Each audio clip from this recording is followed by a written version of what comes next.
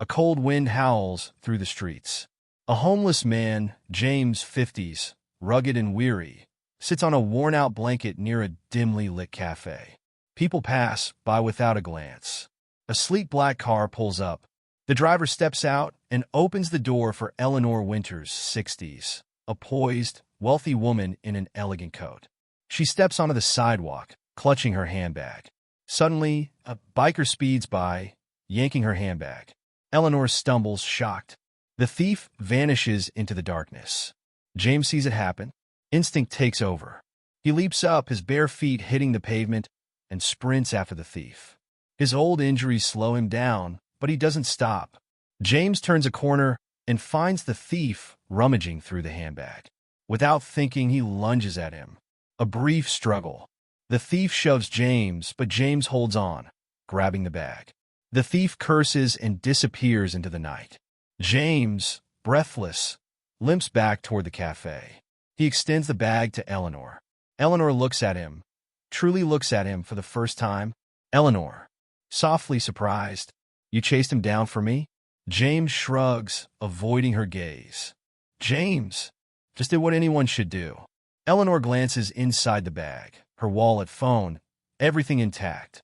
She exhales, shaken but grateful. "Eleanor, thank you. What's your name?" James hesitates before answering. James. Eleanor studies him. The lines on his face tell a story, one of hardship, struggle, and survival. "Eleanor, James, let me buy you dinner." James shakes his head. "James, don't need charity, ma'am." "Eleanor, it's not charity, it's gratitude." James looks at her, considering. For the first time in years, someone sees him as more than a homeless man. James sits stiffly at a table across from Eleanor. The warm glow of candlelight flickers between them. He fidgets, uncomfortable in the fancy setting, his rough hands gripping the edge of the chair. A waiter approaches. "Waiter, would you like to see the menu, sir?" James glances at Eleanor. She nods reassuringly. "James, just a burger and coffee." The waiter hesitates. This is not the kind of place that serves burgers, but nods and walks away. Eleanor watches James with quiet curiosity. "Eleanor, how long have you been on the streets?" James shifts in his seat, uneasy. "James, long enough." Eleanor sips her wine. "Eleanor, do you have family?" James lets out a small, bitter chuckle. "James, had, once." A beat of silence. Eleanor doesn't push. "Eleanor, I see." The waiter returns, placing a perfectly plated burger and a cup of coffee in front of James. James eyes the meal, hesitates, then digs in. Eleanor watches as he eats, noting the hunger in his movements. "Eleanor, I could help you." James freezes mid-bite. He sets the burger down carefully. "James, with all due respect, ma'am, I ain't looking for a handout." Eleanor tilts her head. "Eleanor, not a handout. A second chance?" James exhales, looking away. "James, tried that before. Didn't stick." Eleanor studies him. His tattered clothes, his cautious eyes, the pride that keeps him from accepting help. "Eleanor, maybe you didn't meet the right person to give it to you." James looks up at her, unsure of what to say. Eleanor's car is parked by the sidewalk. James stands outside, hands shoved into his coat pockets. "Eleanor, do you have a place to sleep?" James nods toward a bench across the street. "James, that's home." Eleanor hesitates, then reaches into her purse and pulls out a business card. "Eleanor, come by my office tomorrow, if you want." James looks at the card, but doesn't take it. "James, why are you doing this?" Eleanor considers for a moment. "Eleanor, because sometimes one good deed deserves another." She presses the card into his hand before stepping into her car. The door closes, and she's gone. James stares at the card, debating.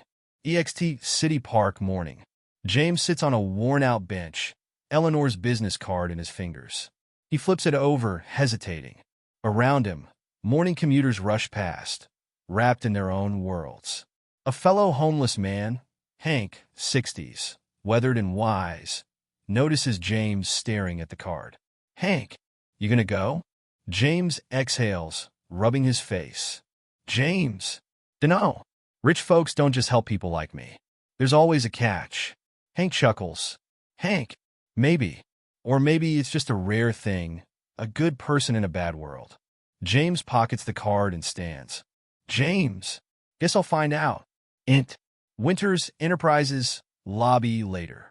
James steps into the pristine office building, his worn-out boots echoing against the marble floor. He sticks out like a sore thumb.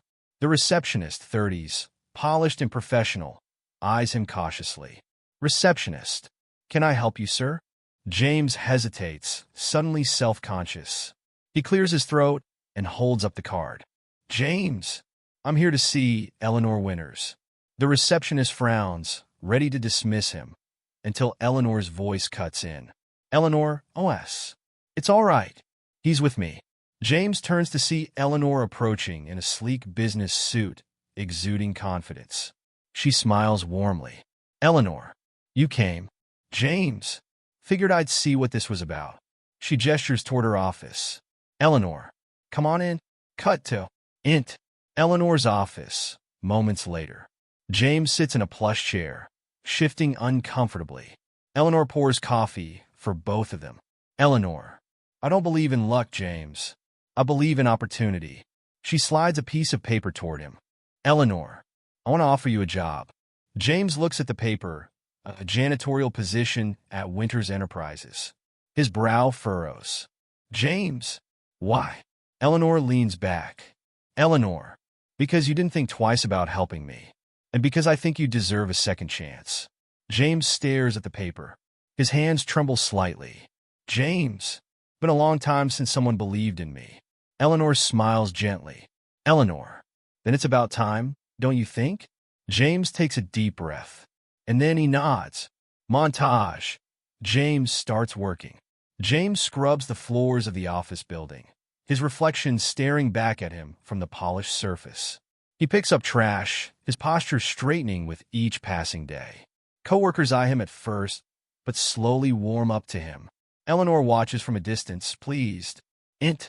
Janitorial closet, night. James wipes sweat from his brow. He looks in the mirror. Cleaner, more put together than he's been in years.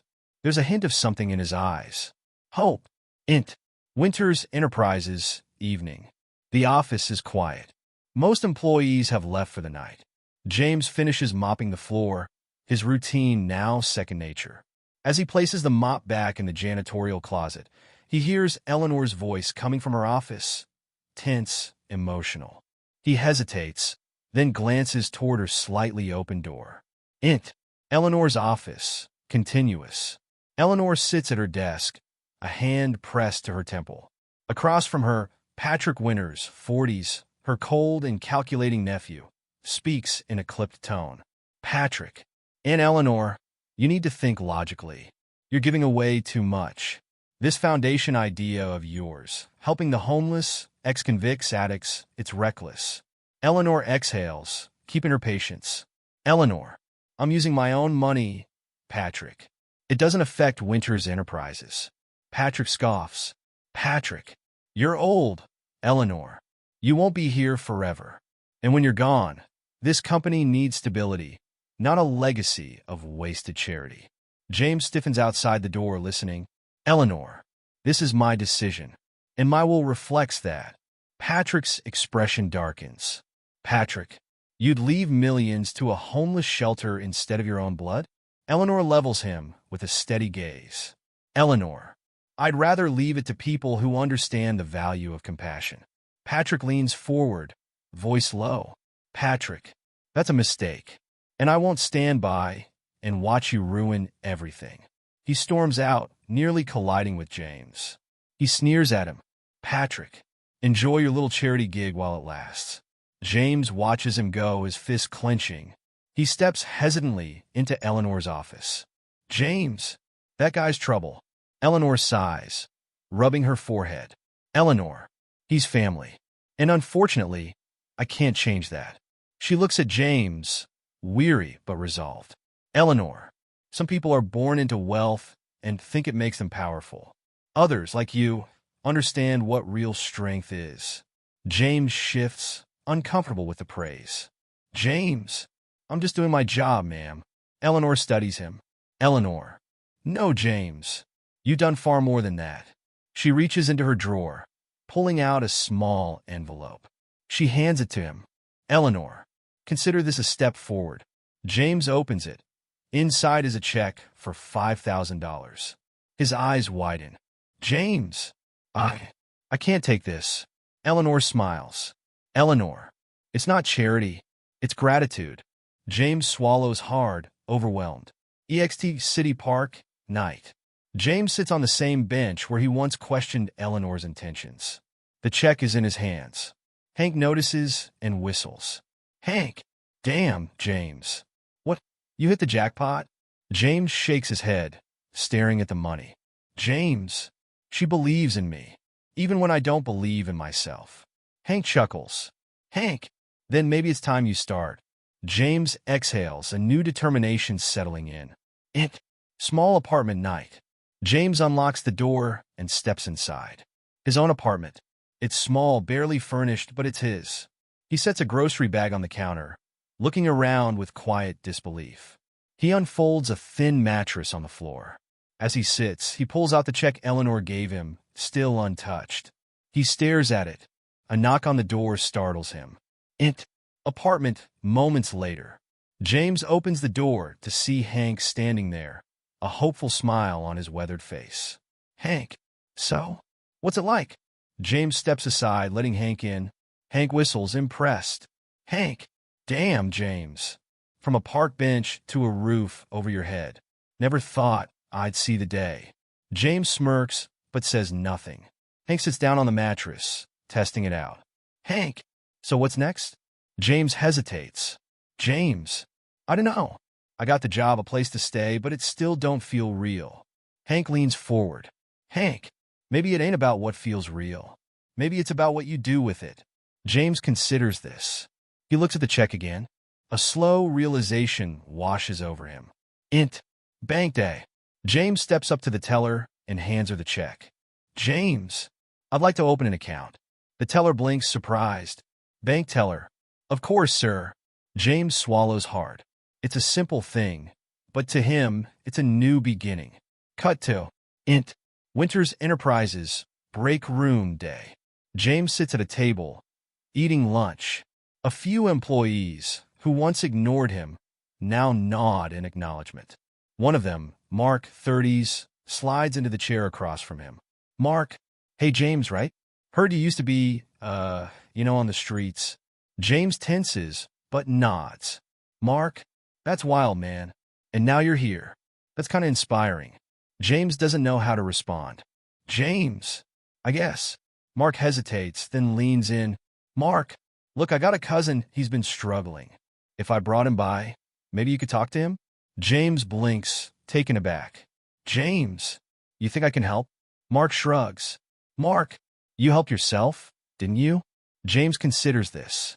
For the first time, he realizes maybe he does have something to offer. Eleanor's office, night. Eleanor sits at her desk, reviewing documents. James knocks lightly on the door. Eleanor. James. Come in. James steps forward, a quiet confidence about him. James.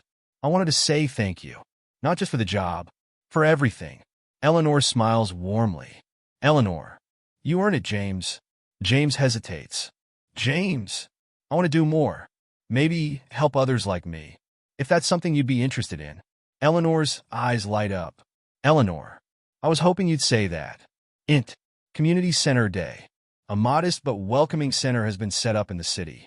A banner hangs near the entrance. Winters Foundation, a second chance program. Inside, people from different walks of life. Homeless individuals, struggling workers, and volunteers fill the room. James stands in front of a small audience, his hands gripping a note card. Eleanor sits nearby, watching proudly. James. I spent years believing I was invisible, that people like me didn't matter. The audience listens closely. James. Then someone saw me. She gave me a chance, not because she had to, but because she believed in something bigger than money. He looks at Eleanor, nodding in gratitude. James. I won't lie to you. Climbing out of rock bottom isn't easy, but it starts with one step. And if I can take it, So can you. Applause fills the room. James steps aside, exhaling deeply. Eleanor walks up and places a hand on his shoulder. Eleanor, you've come a long way, James, and you're just getting started. EXT Cemetery, months later. James stands before Eleanor's grave, holding a bouquet of fresh flowers. He kneels, setting them down gently. James, you changed my life. Eleanor, you changed a lot of lives. His voice thickens with emotion. James, and I promise, I won't waste the chance you gave me. A slight breeze rustles the trees. James closes his eyes for a moment, then stands tall. Winter's Foundation, office day. James sits behind a desk of his own, looking over applications for the program.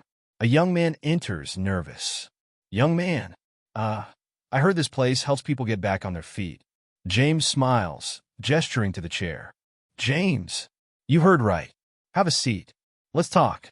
Sometimes the smallest act of kindness can change a life. And sometimes that life goes on to change many more.